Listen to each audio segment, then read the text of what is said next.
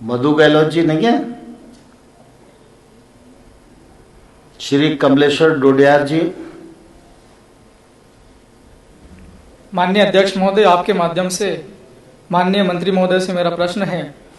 जनवरी 2018 से प्रश्न दिनांक तक रतलाम जिला कमलेश जी प्रश्न क्रमांक बोलकर आप बैठो, जिससे आपकी उपस्थिति हो जाए, फिर मंत्री जी उत्तर पटल पर रखने की घोषणा करेंगे, उसके बाद आप सप्लीमेंट्री करो। प्रश्न तो पूछ लो, पूरा प्रश्न पूछ लो। 147 है प्रश्न। हाँ ठीक है, आप बैठ जाइए। आप माननीय मंत्री जी। अध्यक्ष जी, उत्तर सभा पटल पर रख दिया गया। कमलेश्वर जी आप सप्लीमेंट्री करें। माननीय अध्यक्ष महोदय, जो मेरे को दिया है आंसर, उसमें सरल क्रमांक 5353 पर लिख के दिया है आमलीपाड़ा ग्राम पंचायत बाजना जनपद की अति। वहां अभी ग्राम पंचायत भवन बन रहा है और अभी केवल नींव खुदी गई, और मुझे लिख कर दिया कि पूरी पंचायत भवन बन चुका है और उसके पूर्णतः प्रमाण पत्र भी दे दिया है। माननीय अध्यक्ष महोदय, आपके माध्यम से माननीय मंत्री जी को कहना चाहता हूं कि ये गलत जवाब मिला मुझे। ये तो केवल मैंने पीछे लेटेस्ट देखा है, मैंने 2018 से जानकारी मांगी है, और मैं पूरा देखूंगा तो कितनी गलत जानकारी मुझे मिलेगी। माननीय मंत्री जी।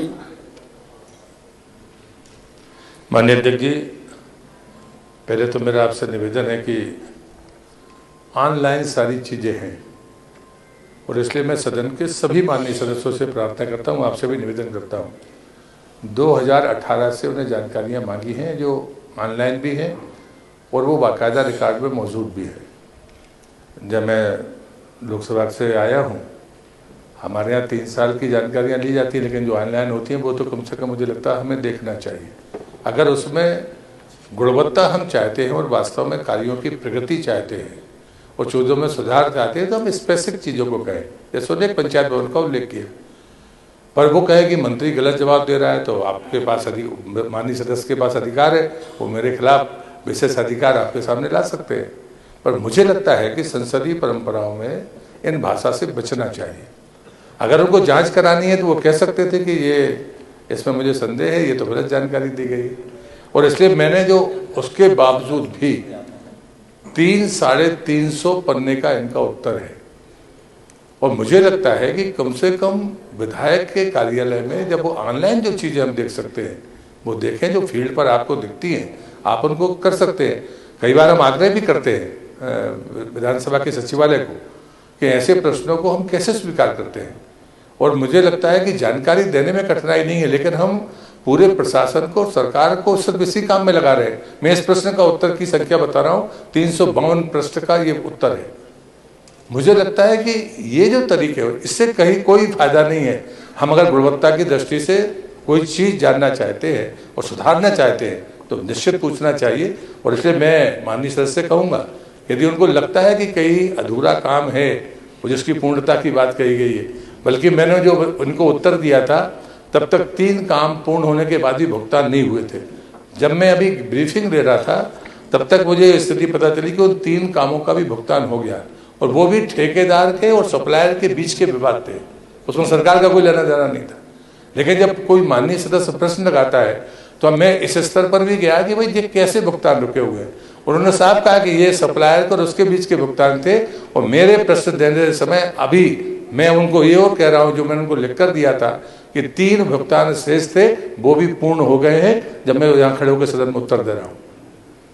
कमलेश्वर जी कोई सप्लीमेंट्री स्पेसिफिक हो तो करो, नहीं तो फिर वो 300 पेज थोड़े अध्ययन कर लो आप। माननीय अध्यक्ष महोदय, मेरा प्रश्न लगाने का केवल एक ही कारण था।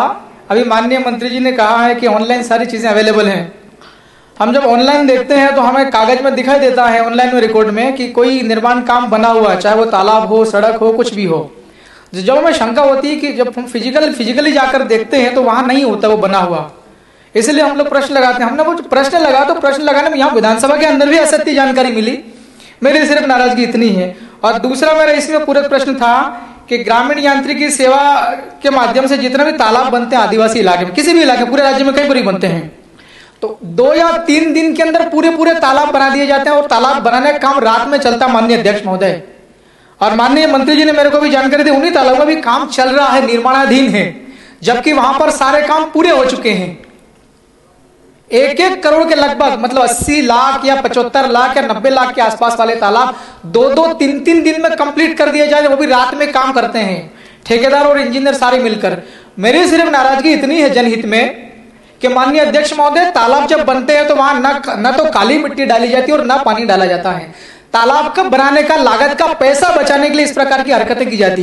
तो मैं माननीय मंत्री जी से कहना चाहूंगा कि पंचायत एवं ग्रामीण विकास विभाग के माध्यम से गांवों का डेवलपमेंट किया जाता है, लेकिन गांव के अंदर में बहुत लापरवाही पूर्वक निर्माण काम किए जाते हैं, विकास काम किए जाते हैं। तो क्या इस प्रकार के इंजीनियर, प्रश्न तो करो, आप प्रश्न करोगे तो मंत्री जवाब देंगे।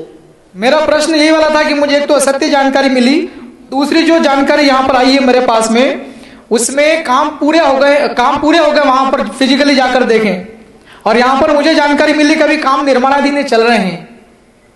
एक असत्य जानकारी, दूसरा क्वालिटी नहीं है, और जिन कामों का काम हुए ही नहीं है, मतलब सिर्फ कागज पर निर्माण काम हो चुके हैं और वाकई में जमीन पर जाकर देखें तो निर्माण काम नहीं हुए हैं।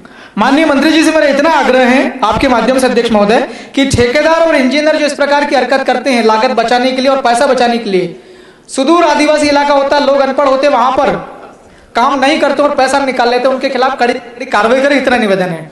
अध्यक्ष जी मेरा निवेदन है, अगर स्पेसिफिक वो देंगे मैं जांच कराने के लिए तैयार हूँ, और वो जांच से कोई सरकार गुणवत्ता चाहती है, अगर वो स्पेसिफिक मुझे देंगे कि हाँ इन की जांच करानी है, मैं आपको माध्यम से कहना चाहता हूँ कि मैं जांच कराऊंगा। ठीक है। डॉक्टर विक्रांत भूरिया जी,